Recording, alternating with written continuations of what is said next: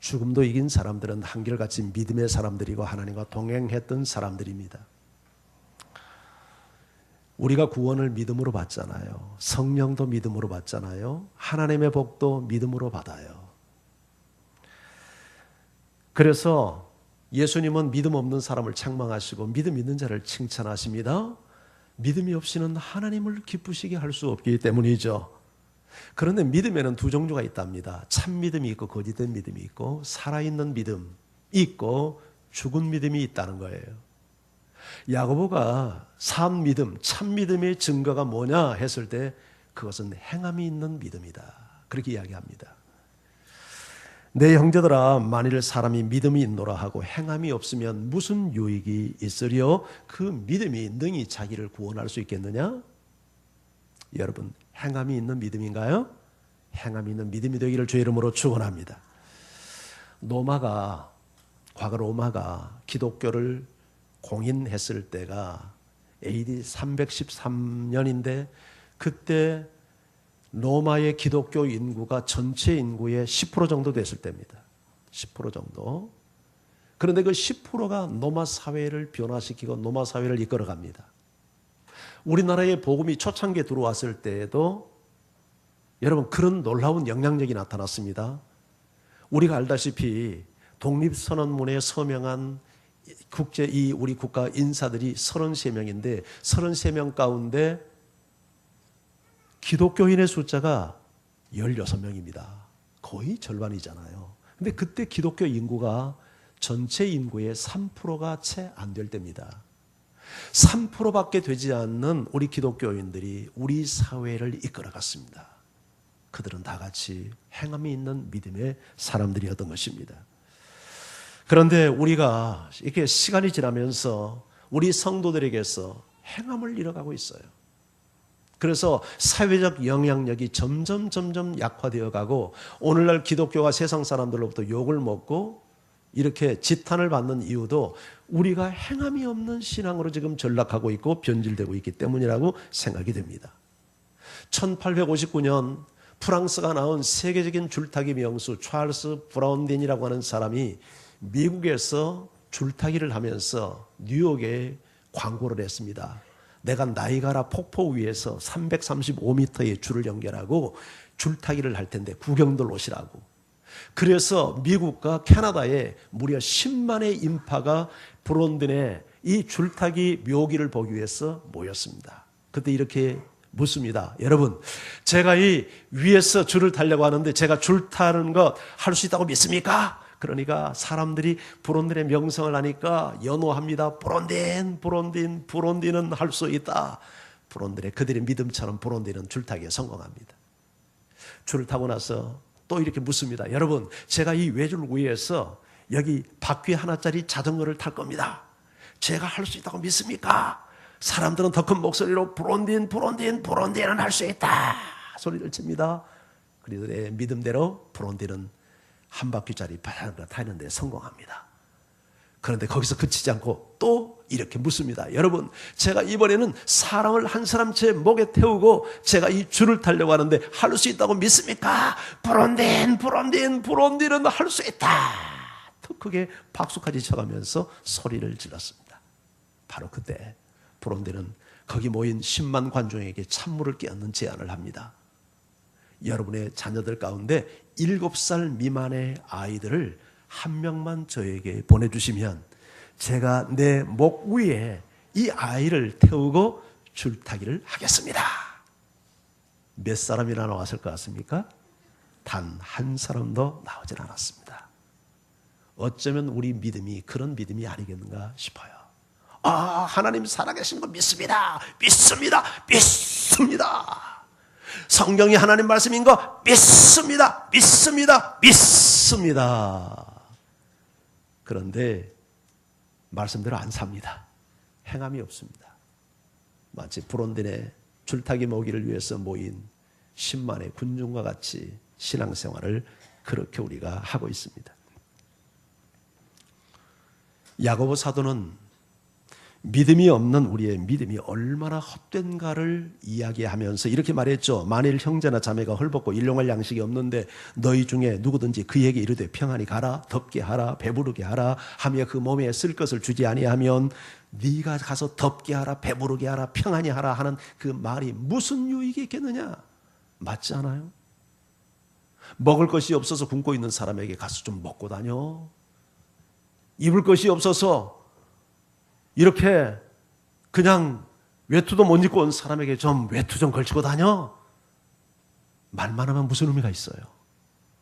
옷이 없는데 그럴 때는 내 농에 입지 않는 옷이라도 한 벌 꺼내서 입히면서 따뜻하게 입고 다녀요. 쌀이라도 좀 나누면서 좀 먹고 다녀요. 그래야 도움이 되지. 말만 한다면 그 사람에게 그 말이 무슨 의미가 있겠느냐는 거예요. 그래서 17절에 야고보는 이렇게 결론을 짓습니다. 같이 읽어봅니다. 시작. 이와 같이 행함이 없는 믿음은 그 자체가 죽은 것이다. 죽은 믿음은 믿음인가요? 아닌가요?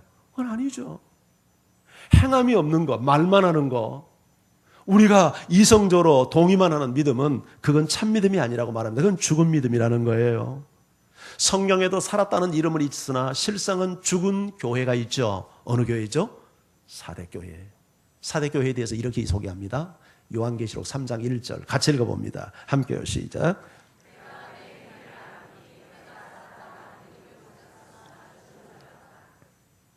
누가 한 말이죠? 내가는 누구죠? 예수님입니다. 사도 요한이 아니고 예수님이 하신 말씀이에요. 내가 네 행위를 나누니 내가 살았다는 이름은 가졌으나 실상은 죽었다. 이 교회는 살았다는 이름은 있어요. 그 사대교회 교인들 많이 모이지. 꾸릿꾸릿한 사람들이 모이던데 뭐. 재정도 빵빵하게 돌아가고. 그 교회 말이야 얼마나 사회사업도 많이 하는데. 그 교회 건강한 교회야. 그런데 예수님이 보니까 죽었어요. 근데 왜 죽었다고 합니까? 예수님이 그렇게 진단한 이유가 뭐였죠? 근거가? 내가 내 행위를 보니, 내가 내 행위를 아니. 그 행위가 이중적이었거나 행위가 없거나 말은 믿는 대로 아멘은 잘하고 믿습니다는 하는데 그 믿는 대로 행동하지 않은 이 교회, 사대교회.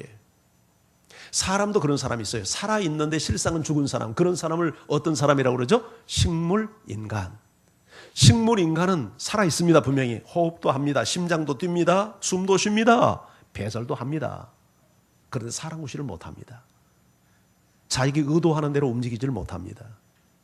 여러분, 우리가 신앙생활을 하면서 행함이 없는 사람은 실상은 죽은 사람이고 교회고 실상은 식물인간과 같은 이런 상태라는 거예요. 여러분, 믿음은 행동하는 겁니다. 믿음에는요, 성경에 보면 반드시 역사라는 것, 히스토리가 아니라 work입니다. work. 믿음의 역사. 예. 믿음은 반드시 역사를 일으킵니다. 역사. 행함이 뒤따르고 행실이 뒤따르고 역사가 나타나는 거죠. 여러분, 중세기에 델리 카커스라고 하는 수도사가 있었습니다. 중세기의 이 수도사들은 깊은 산속에 요새 우리 스님들처럼 그렇게 들어가서 삽니다. 그런데 기도하는데 하나님께서 무슨 감동을 주냐면, 야, 너 로마에 가서 복음을 전해라. 근데 그 당시 로마는 너무 세속사회이고 이 권력 집단들이 사는 도시였기 때문에 이 산속에 사는 수도사가 아니 뭐 제가 가서 그들에게 복음을 전한들 뭐 제 말에 귀나 기울일까요? 하는 부정적 마음이 가득했어요. 그래서 성령께서 감동을 주는데도 쉽게 옮기질 이 발걸음을 순종을 못했습니다. 그런데 강렬하게 기도할 때마다 이 수도사 카코스의 마음속에 하나님께서 노마로 가라, 노마로 가서 복음을 전해라 하는 부담을 주니까 그가 순종을 합니다. 몇 달이 걸려서 노마에 갑니다. 가서 보니까 노마는 큰 하나의 그 원형 경기장에 모여가지고 매일같이 사람들이 경기를 관람하는데 그 경기가 무슨 경기냐면 검투사들이 칼을 가지고 와서 실질적으로 쇼를 하는 게 아니라 상대를 죽이는 이런 살육 경기를 하는 거예요. 이게 하나님의 뜻일 수 없죠. 그래서 너무 안타까운 마음에 관중 속에서 소리를 지릅니다. 카커스가 주 예수 그리스도 이름으로 명하노니 싸움을 멈추시오, 싸움을 멈추시오, 싸움을 멈추시오 외칩니다. 그런데 관중들이 그 경기 열기에 휩싸여서 막 소리를 지르니까 이 카커스의 외침이 그 군중 소리에 묻혀서 들리질 않아요. 그러니까 이 델리 카커스가 말이죠, 운동장으로 뛰어가서 싸우는 검투사들 앞에 가가지고 말이죠, 얼굴을 바라보면서 외칩니다. 주 예수 그리스도 이름으로 명하노니 싸움을 멈추시오. 그러니까 지금 살고 죽는 너무나도 긴장감이 고조된 환경에서 지금 결투를 하는데 누가 와서 외치니까 저리비끼라고 탁 치니까 운동장에 카크스가 꼬그라집니다. 그런데 거기에서 포기하지 않고 카크스는 다시 일어나서 주 예수 그리스도 이름으로 명하노니 싸움을 멈추시오 하니까 열받은 한 검투사가 그대로 그냥 칼을 찔릅니다. 그러니까 그대로 델리카크스는 쓰러지고 가슴에서는 붉은 피가 솟아납니다. 그렇게 해서 이 수도사는 죽고 맙니다. 분위기가 그렇게 되니까 그날의 경기는 끝났어요. 그런데 이 일이 무슨 의미가 있겠는가 싶은데 하나님께서 역사하니까 로마의 의회로 하여금 이 검투사들의 경기에 대해서 다시 재고할 수 있도록 토론하게 했습니다. 그래서 이 델리카케스의 죽음이 로마 사회에서 영원히 검투 경기가 사라지는 계기가 됐어요. 한 사람의 행동하는 믿음을 통해서 수십 명, 수백 명의, 수천 명의 이 검투사들의 목숨을 구하는 그런 역사를 하나님께서 일으켜 주신 것이죠. 야고보 사도는 계속해서 행함이 없는 믿음이 얼마나 헛된 것인가 하는 것을 역설하면서 18절에서 이렇게 이야기합니다. 자, 18절 말씀 같이 읽어봅니다. 시작. 어떤 사람은 말하기를 너는 믿음이 있고 나는 행함이 있으니 행함이 없는 내 믿음을 내게 보이라. 나는 행함으로 내 믿음을 내게 보이리라. 자, 어떤 사람이 너는 믿음이 있고 나는 행함이 있다. 근데 행함이 없는 내 믿음을 내게 한번 보여봐라. 아니, 행함이 없이도 믿음을 보일 수 있겠니? 네가 행함이 없이도 믿음을 증명할 수 있다면 내게 한번 증명을 해봐라. 나는 나의 행함으로 나의 믿음을 증명하겠다. 지금 이런 말을 하는 거예요. 여러분, 그러면서 행함이 없는 믿음이 얼마나 허구적인가를 이야기하기 위해서 귀신들의 믿음을 예로 들어줍니다. 자, 19절 말씀입니다. 자, 같이 읽어봅니다. 시작.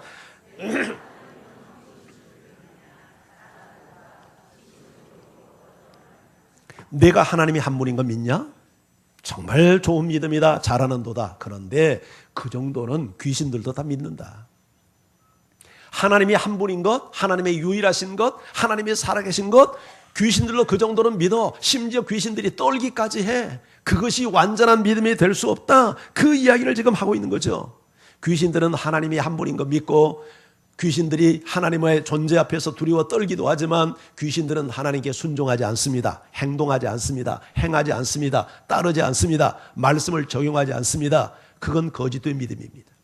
그런데 많은 사람들의 믿음이 그와 같다는 거예요. 하나님을 안다는 것에 속고 있습니다. 하나님을 두려워한다는 것 자체 속에 자신을 속입니다. 그리고 행동하지 않습니다. 그건 거짓된 믿음, 죽은 믿음, 그건 귀신들의 믿음입니다. 그런 믿음으로는 우리가 나 자신도 세상도 구원할 수 없다고 야고보 사도는 지금 힘주어 이야기하는 것이죠. 그러면서 20절 이렇게 이야기합니다. 같이 읽어봅니다. 시작. 허탄한 사람아, 행함이 없는 믿음이 헛것인 줄을 알고자 하느냐? 허탄한 사람, 이 어리석은 사람아, 너 어리석은 사람아, 행함이 없는 믿음이 헛것인 줄 알고자 하느냐? 행함이 없는 믿음은 헛되다. 행함이 없는 믿음은 쓸모없다. 그건 믿음이 아니다. 그런 믿음으로는 구원받지 못한다 하는 것이죠. 그러면서 야고보는 계속해서 그렇다면 참 믿음은 어떤 믿음인가? 그것을 소개하기 위해서 두 사람의 실예화를 들어줍니다. 한 사람은 아브라함이고 한 사람은 라합이에요.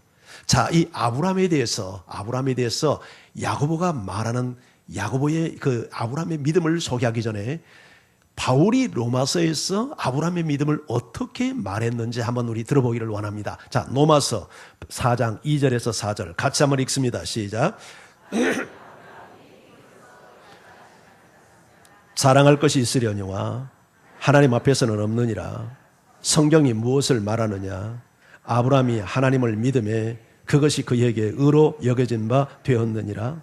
일하는 자에게는 그 싹이 은혜로 여겨지지 아니하고 보수로 여겨지거니와. 자, 지금 바울이 아브라함의 믿음을 이야기하는데 행위함이 있는 믿음을 강조합니까? 행함을 제외한 순수한 믿음을 이야기하는 겁니까? 자, 아브라함은 행위를 강조합니까? 믿음을 강조합니까? 이해가 안 됩니까? 지금 여기서 말하는 것은 행함을 강조하는 게 아니죠. 믿음 자체를 이야기하는 거죠.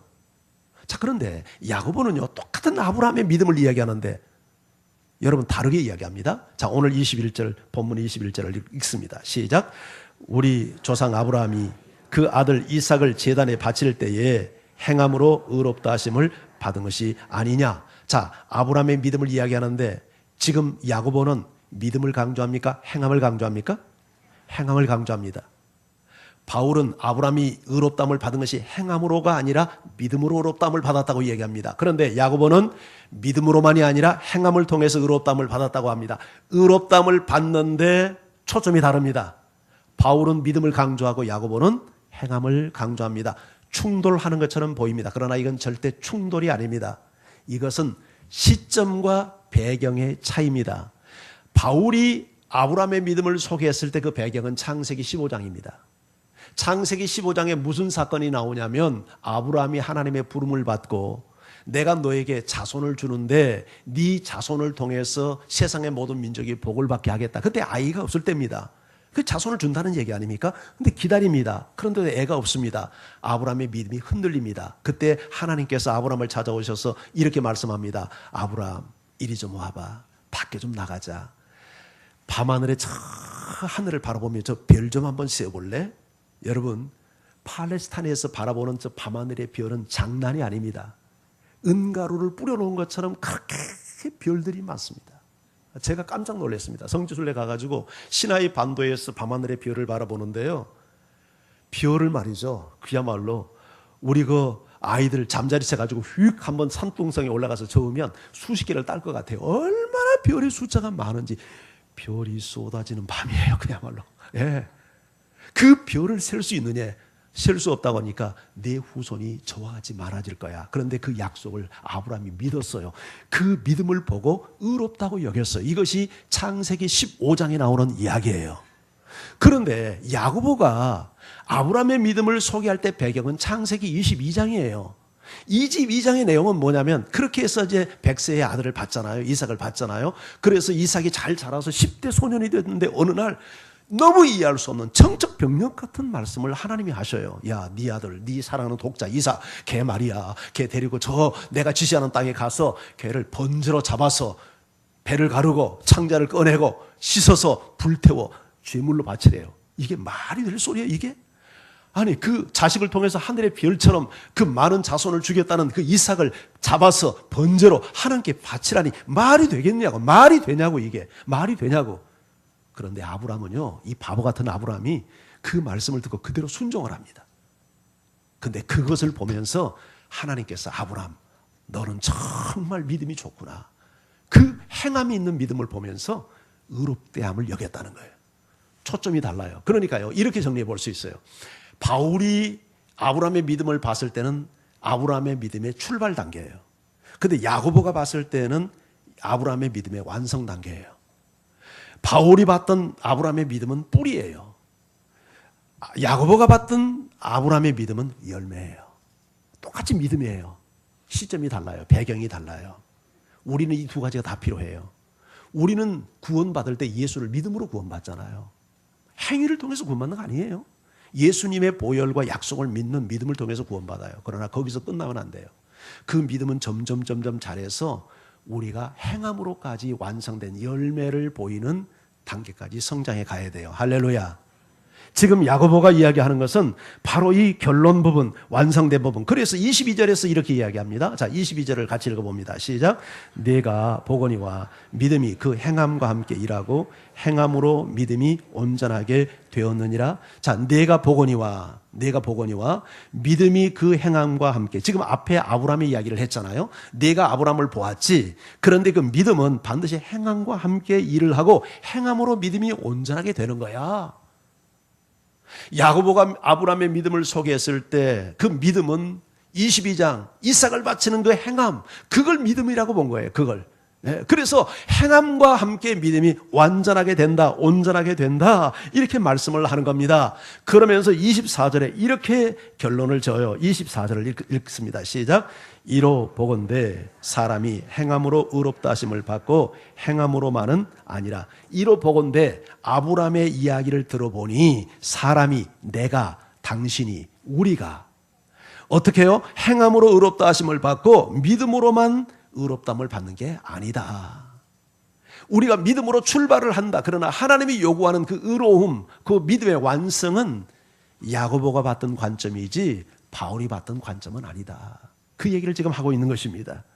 자, 그러면서 야고보는 여기서 마음을 놓지 못하니까 한 사람의 예를 더 듭니다. 참 믿음을 갖는다는 것이 무엇인가? 라합이라고 하는 여인을 통해서 한 예를 더 들어주는데 25절을 같이 읽습니다. 25절 함께요. 시작. 또 이와 같이 기생 라합이 사자들을 접대하여 다른 길로 나갈 때에 행함으로 의롭다 하심을 받은 것이 아니냐. 여기서는 뭐를 강조합니까? 또 행함을 강조하죠. 라합의 믿음. 그런데 이 야고보가 아브라함과 라합이라고 하는 굉장히 대조적인 대상을 예로 들고 있어요. 아브라함은 어떤 사람입니까? 유대인입니다. 선민입니다. 그런데 라합은 이방인입니다. 아브라함은 남자입니다. 라합은 여자입니다. 아브라함은요 족장입니다. 굉장히 고상한 사람입니다. 뼈대 있는 집안입니다. 그런데 라합은 어떤 사람입니까? 기생입니다. 우리 성경은 기생이라고 되어 있는데요, 원문과 영어 성경은 매춘부입니다. 음률이 나타난 고상한 노래 부르는 그런 기생이 아니에요. 몸을 파는 여자예요. 너무 대조적이지 않습니까? 유대인과 이방인, 남자와 여자, 고상한 사람과 아주 최하의 그런 삶을 사는 사람. 그런데 하나님은 둘 다 구원합니다. 무엇을 통해서? 믿음을 통해서. 그런데 그 믿음이 어떤 믿음이냐면 행함이 있는 믿음이에요. 그 행함이 있는 믿음, 라합의 믿음을 구체적으로 여호수아서 2장이 소개를 합니다. 제가 그 부분을 한번 읽어볼 테니까 여러분 눈으로 따라서 읽으면서 지금 라합의 믿음을 한번 이해를 해보시기 바라요. 자, 또 그들이 눕기 전에, 여기서 그들은 이스라엘의 정탐꾼입니다. 정탐꾼들이 들어왔을 때 라합은 뭐하는 사람이에요? 기생이라고 그랬죠. 술집을 하는 사람입니다. 여인숙을 해요. 사람들이, 수많은 여행객들이 그 집에 들어와서 잠을 잡니다. 그래서 그런데 딱 보니까 이스라엘 정탐꾼들이 들어오니까 한눈에 알아볼 수 있어요. 벌써 행세, 그 광야에서 생활했던 사람들이니까 누더기 옷을 입고 있었을 것이고 냄새가 날 것이고 말투, 표정, 여러분 그 얼굴이 40년 동안 광야를 헤맸으니까 얼굴이 그을린 표정들 딱 보면 알죠. 그래서 첫눈에 알아보고 당신들 이스라엘의 사람이죠. 어떻게 하요? 내가 당신들을 도울 수 있습니다. 이리 오세요. 그리고는 옥상에 올라가서 숨기잖아요. 그런 상황에 그렇게 숨겨놓은 다음에 저녁이 되어서 눕기 전에 라합이 지붕에 올라갑니다. 자, 그들에게 말하되 여호와께서 이 땅을 너희에게, 당신들에게 주신 줄을 내가 안다. 이 땅이 어디예요? 여리고성 가나안 땅을 이스라엘 백성들에게 줄 안다는 거예요. 우리가 너희를 인하여, 당신들을 인하여 심히 두려워하고 나뿐만 아니라 이 땅 주민들이 다 너희 앞에서 간담이 녹았다. 간이 녹았다. 얼마나 두려운지 간이 녹았다. 이는 너희가 애굽에서 나올 때, 왜 우리가 이렇게 너희 때문에 놀랐냐면, 너희가 애굽에서 나올 때에 여호와께서 너희 앞에서 홍해물을 막 마르게 하신 일, 너희가 요단 저쪽에 있는 아모리 사람의 두 왕 시온과 옥에게 행한 일, 곧 그들을 진멸시킨 일을 우리가 들었음이라. 우리가 듣자 곧 마음이 녹았고 너희로 말미암아 사람이 정신까지 일어나니 너희의 하나님 여호와는 위로는 하늘에서도 아래는 땅에서도 하나님이시다. 얼마나 완전한 신앙 고백입니까? 여러분, 지금 이 라합이 지금 이 이스라엘 정탐꾼들을 이렇게 보호하고 숨기는 것은 자기 나라 입장에서 보면 이적 행위잖아요. 근데 이적 행위를 왜 했냐면 라합이 볼 때 이 땅을 하나님께서 이스라엘에게 준다는 확신이 드는 거예요. 그걸 어떻게 알았냐면 이스라엘 사람들에게 행했던 일들을, 그동안의 약대상들을 통해서 수많은 사람들이 몇십 년 동안 그 약대상들이 그 시나이 반도를 통과하면서 이스라엘 백성들에게 행했던 얘기를 들었단 말이죠. 듣다 보니까 아하, 그 하나님, 이스라엘 하나님이 진짜 하나님이구나. 이스라엘의 하나님은 세상 모든 나라들 다 지배하는구나. 이 땅도 그 나라 사람들에게 주겠구나. 이런 믿음이 생겨서, 이 믿음이 언제 생겼냐면 하나님이 행하신 일을 들을 때, 우리가 왜 교회에 나와서 말씀을 열심히 듣고 성경을 가까이 해야 되냐면 자꾸 하나님 말씀을 들어야 믿음이 성장하는 거예요. 아멘? 아멘? 주일날만 나오지 마시고 전자기도 나오고 금요기도에도 나오고 하여튼 셀모에도 나가고 해서 열심히 자꾸 말씀을 들으셔야 됩니다. 말씀을 들어야 믿음이 성장하는 거예요. 아멘. 자, 그렇게 믿음이 들으니까 믿음이 머릿속에만 담기지 않았죠. 마음에만 있지 않죠. 행동을 한단 말이죠. 그렇게 두려워하고 있는데 마침 이스라엘 백성들이 이 정탐꾼이 딱 들어오니까 기회는 이때다. 내가 저 사람들에게 부탁해야 되겠구나. 그리고 그 사람들을 숨겨주고 이렇게 이야기를 합니다. 계속해서 이야기를 한번 들어봐요. 2장 12절에서 13절 말씀 제가 읽겠습니다. 그러므로 이제 청하노니 내가 너희를 선대하였은즉 너희도 내 아버지 집을 선대하도록 여호와로 내게 맹세하고 내게 증표를 내라. 그리고 나의 부모와 나의 남녀 형제와 그들에게 속한 모든 사람을 살려주어 우리 목숨을 죽음에서 건져내라. 목적은 이거잖아요. 구원받기 위해서. 그렇죠? 왜 이스라엘 백성들을 선대했어요? 이 정탐꾼들을 살려고. 왜 이런 마음을 갖게 됐냐면 이스라엘 하나님이 진짜 하나님이고 저 이스라엘에게 함께하니까 이스라엘 사람들 생각만 해도 간이 높고 정신을 잃고 두려워서 아무 일도 못하는 거예요. 아무 일도. 왜냐하면 하나님이 이 모든 땅을 이스라엘에게 준다는 확신이 그들에게 드니까 그 믿음이 오니까 그러니까 이스라엘 사람들의 그 정탐꾼이 들어올 때 탁 붙잡고 나와 우리 부모와 우리 형제들 목숨 담보해라. 내가 당신들을 목숨 살려줬으니까 그렇게 하라. 행동을 했단 말이에요. 행동. 이 믿음이 진짜 라합의 믿음이 아니냐 하는 거예요. 만약에 라합이 하나님의 이스라엘의 하나님의 위대한 하나님인 것을 알면서도 아무런 행동도 어떤 조치도 취하지 않았다면 그게 무슨 믿음이겠느냐. 아브라함의 행함을 통해서 믿음을 드러내니까 구원받지 않았느냐. 그러면서 결론이 26절이에요. 자, 같이 읽어봅니다. 시작. 영혼 없는 몸이 죽은 것 같이 행함이 없는 믿음은 죽은 것이다. 사람이 영혼이 없다면 그게 사람입니까? 시체입니까? 만약에 우리가 영혼이 떠나버린다면 제가 영혼이 여기서 떠나면 여기서 이렇게 설교할 수 있겠습니까? 당장 가다가 무슨 화장해서 그냥 없애버리겠지. 영혼이 있어야 내가 사람이 된단 말이죠. 이와 같이 여러분 행함은 사람에게 영혼과 같다는 거예요. 영혼. 행함이 그렇게 중요해요. 그러니까 아무리 내가 입술로 떠들고 내가 믿음의 사람입니다. 뭐 신앙 고백을 뭐 여기서 오늘 하루 종일 한다 해도 그것이 믿음이 아니라 진짜 내가 믿음을 증명하는 방법은 하나님의 말씀대로 행하느냐는 거예요. 하나님 말씀대로 행하느냐. 여러분 정말 그렇다면 당신의 믿음은 살아있는 믿음이고 참 믿음 맞고 정말 구원받을 믿음 분명합니까?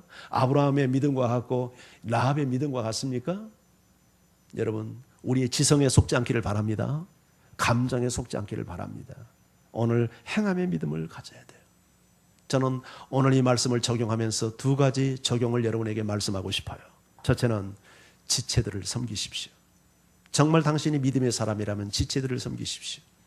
하나님께서 이 세상에 우리의 행복과 하나님의 나라를 위해서 두 공동체를 세웠는데 가정과 교회입니다. 가정과 교회. 이 세상에서 하나님이 직접 세운 가장 중요한 공동체는 가정과 교회예요. 그래서 믿음의 사람은 가정을 사랑하고 가정을 보호합니다. 교회를 사랑하고 교회를 잘 섬깁니다. 아멘. 못된 남편 되면 안 돼요. 아내에게 막 이렇게 폭력을 행사하고 자녀들에게 여러분 폭력을 행사하는 아비가 되면 안 돼요. 이건 하나님의 뜻이 아니에요. 남편을 존중하는 아내가 되세요. 남편 막 바가지 긋고 남편 무시하고 남편 막 발로 치겨서 이기고 이런 아내 되지 말고 남편을 존중하고 주님 대하듯 하고 그렇게 하세요. 이게 가정을 지키는 하나님이 가르치는 원리니까요. 그리고 90kg 아빠가 16kg 어린아이를 권투하듯이 둘게 패서 죽이는 이 못된 애비가 없기를 바라요. 그건 애비가 아니지, 짐승이지. 아마 틀림없이 그 애비도 어렸을 때 그렇게 폭력을 당하면서 성장해 왔을 거예요. 여러분, 우리 가정을 정말 행복한 천국 공동체로 만들어야 돼요. 그것이 예수 믿는 사람이 적용해야 될 적용점이에요. 아멘. 가정에 성실하세요. 돈 벌기 위해서 우리 남자들이 가정을 팽개치고 사는 사람들이 많아요. 이른 새벽에 나가서 밤 12시, 1시에 들어와가지고 집에서는 어떻게 돌아가는지 알지 못하고 오직 돈 버는 데만 목숨을 거는 아빠들이 있어요. 열심히 하셔야죠. 그러나 그건 하나님의 방법이 아니에요. 그렇게 돈 벌어서 뭘 위해서 돈 버는데요? 결국 우리 사랑하는 가족을 위해서 돈 벌고 행복을 위해서 돈을 버는 거 아니에요? 근데 그렇게 돈 버는 데만 열중을 하고 돈을 버는 목적을 팽개친다면 그건 뭔가 잘못 살고 있는 것 아닙니까? 교회는 세상을 구원하는 구원의 방주입니다. 정말 교회 잘 돼야 됩니다. 요새 매스컴에서 여러분 얼마나 SNS를 통해서 교회를 핍박하고 교회를 공격하고 교회는 다 무슨 문제 있는 사람들 모인 것처럼 이렇게 공격해서 우리를 마음을 무겁게 만들지만 정말 교회가 이 세상에서 무너져 보세요. 나라 망합니다. 교회는 세상을 구원하는 구원의 방주입니다. 교회 정말 잘 돼야 됩니다. 아멘. 교회 잘 되기 다 바라시죠? 우리 교회가 건강하고 행복하고 부흥하기를 다 원하시죠? 그러면 여러분이 교회를 섬기셔야 돼요. 그렇잖아요. 교회를 섬긴다는 게 뭡니까? 다른 지체들이 나를 통해서 유익을 얻도록 하나님이 내게 주신 사랑과 은사와 재능과 능력을 발휘해서 사람들이 교회에 오면 은혜 받고 행복하고 믿음이 성장할 수 있도록 돕는 것이죠. 열심히 전도하고 열심히 양육하고 성도들이 결석하면 전화도 해서 아니 자기 요새 왜 교회 안 보여? 그것도 다 교회를 사랑해서 섬기는 것 아닙니까? 예. 그리고 누군가가 정말 영적으로 다운이 돼서 있으면 보고만 있지 말고 그를 위해서 중보기도도 하고 찾아가서 밥도 한번 사주면서 힘내라고 격려하고 그게 교회가 하는 일 아니에요. 교회가 우리가 섬기는 게 뭐 대단한 일을 하는 겁니까? 그리고 어떤 경우를 보니까 요새 이렇게 추운데 말이죠. 돈이 없어서 전기도 제대로 불도 제대로 못 대고 사는 사람이 있어요. 아이들 등록금을 내지 못해서 여러분 학교 보내는데 문제 있는 가정들도 없어요. 그런 가정들이 많지는 않지만 전혀 없지는 않아요. 그런 것을 혹시 나로 하여금 보게 할 때는 지갑을 여세요. 지갑을 열라고요. 그게 믿음의 사람들이 실천해야 될 우리 행함이 있는 믿음의 구체적인 모습들 아닙니까? 나는 배가 터졌어. 막 몸무게를 맨날 걱정하면서 그렇게 살면서 나눌 줄 한 번 모르고 지갑 한 번 열 줄 모르고 그건 믿음이 아닌 거죠.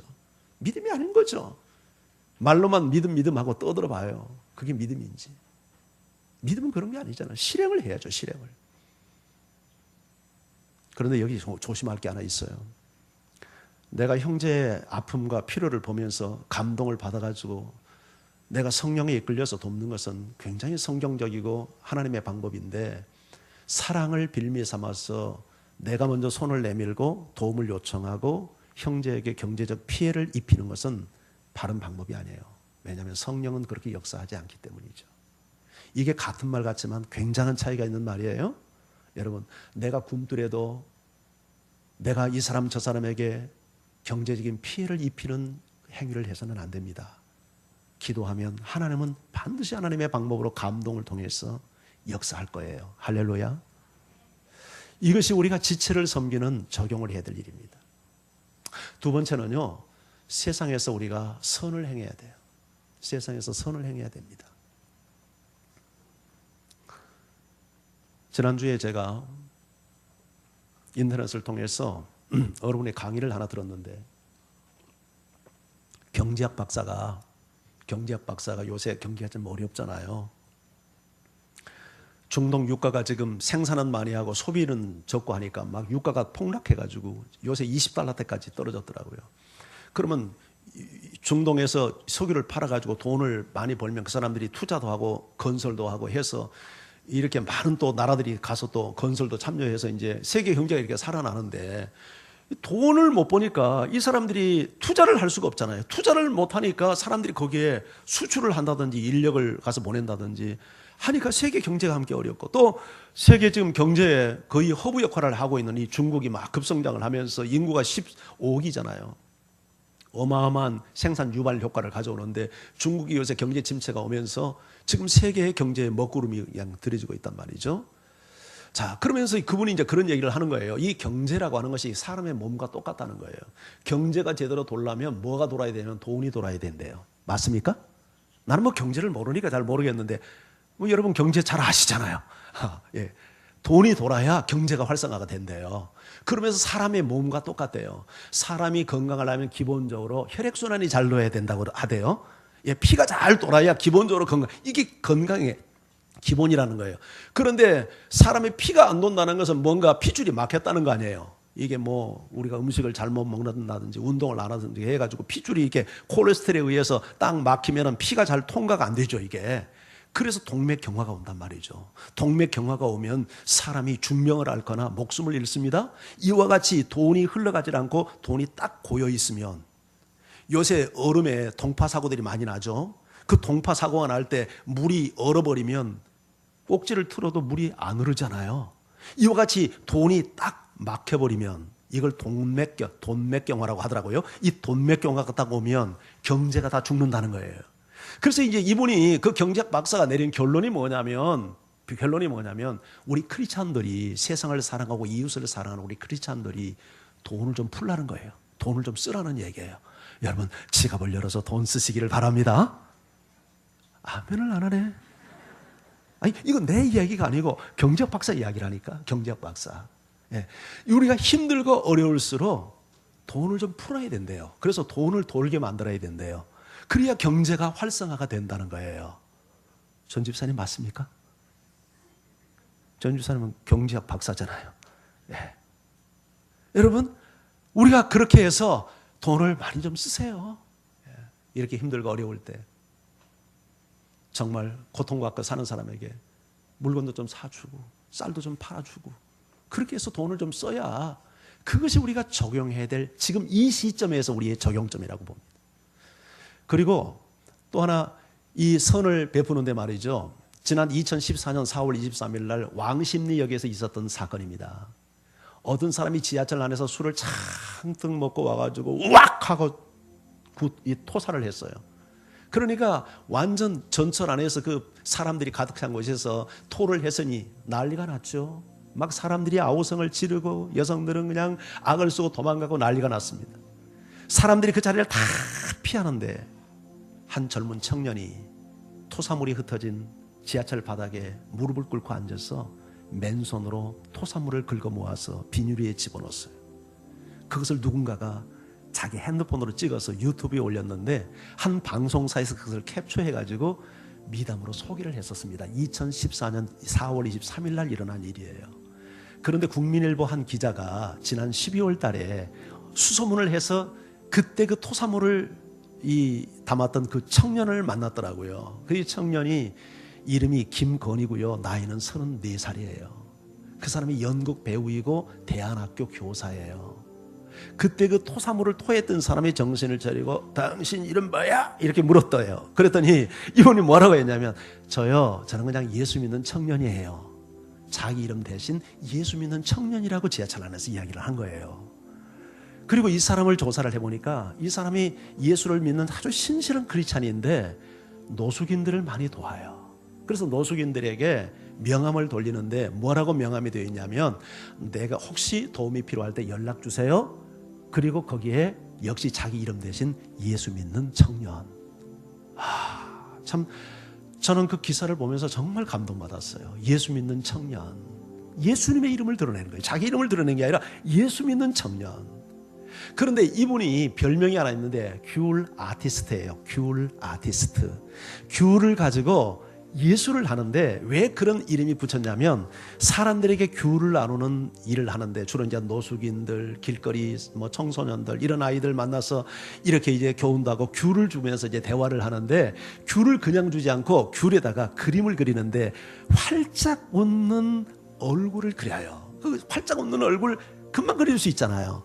그 귤을 사람들에게 나누어 주면은 사람들이 귤보다도 그 그림을 보고서 굉장히 좋아한대요. 그래서 귤을 받는데요.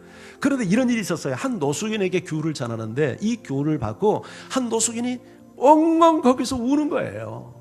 근데 왜 그렇게 우는지, 그리고 이제 울고 있으니까 이 김건희 씨가 이렇게 포옹을 했는데 누가 또 그걸 사진을 찍었어요. 그래서 그걸 유튜브에 올렸는데 조회수가 3만 조회수가 넘었어요. 근데 그분은 자살을 결심했던 사람이에요. 노숙인 생활을 하면서 너무 비참하고 자기 자신에 대한 자존감이 없고 내가 살아서 뭐해? 죽을 거야. 자살을 계획하고 있는데 김건희 씨가 와서 이 귤을 전하는 거예요. 근데 그 귤을 받아보니까 귤이 자기를 보면서 활짝 웃고 있거든요. 그 순간 자기 처음으로 나도 사람으로서 대접받고 있구나 하는 느낌이 들었대요. 그래서 그렇게 울었대요. 그리고 죽을 생각을 포기하고 살 결심을 했대요. 이 체험을 김건희 씨가 한 거예요. 그러면 뭐라고 이야기하냐면 귤 하나를 가지고도 하나님께서 역사하시니까 사람을 살리는 도구가 되더라는 거예요. 그래서 그때부터 사람들에게 귤을 나누는데 1년에 6만 명에게 귤을 나눕니다. 거기 들어가는 비용이 1,000만 원이에요.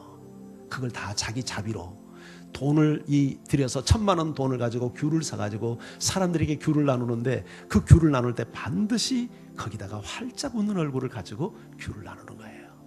할렐루야. 저는 그 기사를 보면서 정말 이 행함이 있는 믿음, 그래요.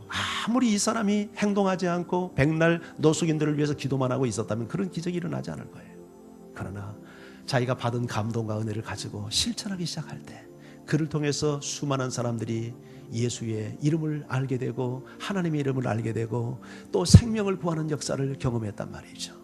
사랑하는 성도 여러분, 오늘 이 설교를 들으면서 내가 적어도 하나님의 말씀 앞에서 행함으로 적용해야 될 감동을 성령께서 주시면 적어도 한 가지 이상을 꼭 여러분 적용해 보시기를 바랍니다. 참 믿음은 머릿속에 든 믿음이나 입술 속의 고백이나 감정적인 고백이 아니라 행함이 있는 믿음, 그것이 오늘 주신 결론입니다. 그렇다면 우리가 행함으로 우리의 믿음을 고백해야 되겠죠. 이 아름다운 열매가 여러분에게 있기를 주의 이름으로 축원합니다. 우리 찬양하면서 나가죠.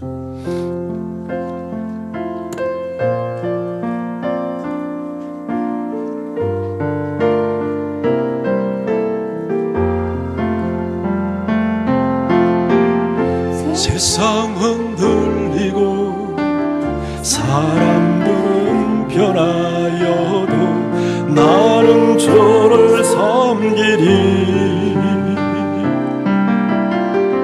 주님의 사랑은 영원히 변하지 않네. 나는 주를 신뢰해.